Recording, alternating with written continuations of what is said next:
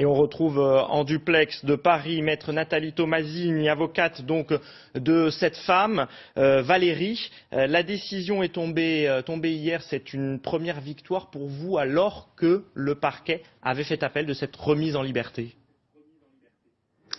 Oui, c'est une première victoire.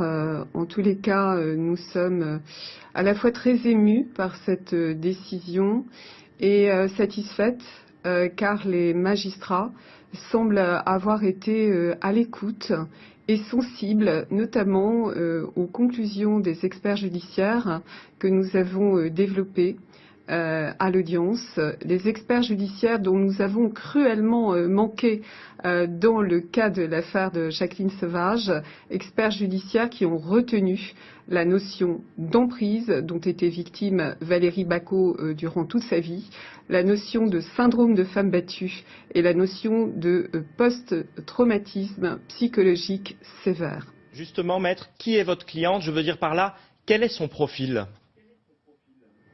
C'est une jeune femme,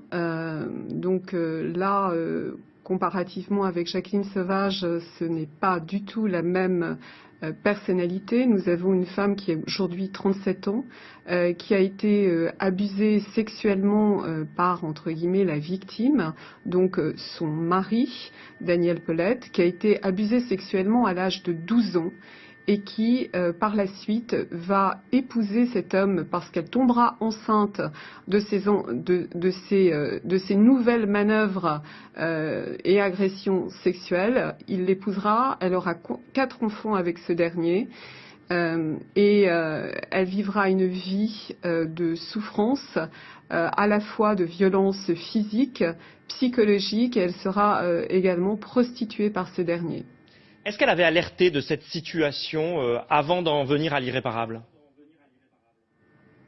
Elle a tenté de le faire, notamment ses enfants aussi ont tenté de le faire. Rien n'a été engagé car la réception qu'ils ont eue auprès des commissariats, auprès des officiers de police judiciaire a été vaine. Ces derniers n'ont pas reçu l'accueil qu'ils auraient souhaité. On leur a simplement dit qu'il y aurait peut-être un éloignement de la part du mari violent et ils ont estimé qu'un éloignement, leur père, leur mari pour Valérie, les retrouverait toujours et qu'ils seraient alors là en danger de mort permanent et véritable. Maître, vous avez été l'avocate de Jacqueline Sauvage. L'affaire est quand même très différente. Ici, on parle d'assassinat, il faut le rappeler. Ce sont les termes de la justice aujourd'hui. Est-ce qu'on est dans une nouvelle affaire de ce type? Est-ce qu'on est aussi dans le procès des violences conjugales?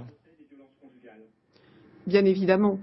Il est évident que les débats devant la cour d'assises porteront sur les notions que nous avons toujours retenues et soulevées, à savoir la notion d'emprise et la notion de syndrome de femme battue. Donc, sans préjuger de nos arguments de défense, on peut dire qu'il y a tout de même des similitudes avec l'affaire de Jacqueline Sauvage et c'est une nouvelle fois une femme qui vivait dans un foyer conjugal au demeurant qui n'était pas du tout contesté, en tout cas dans leur relation par les personnes extérieures qui les côtoyaient.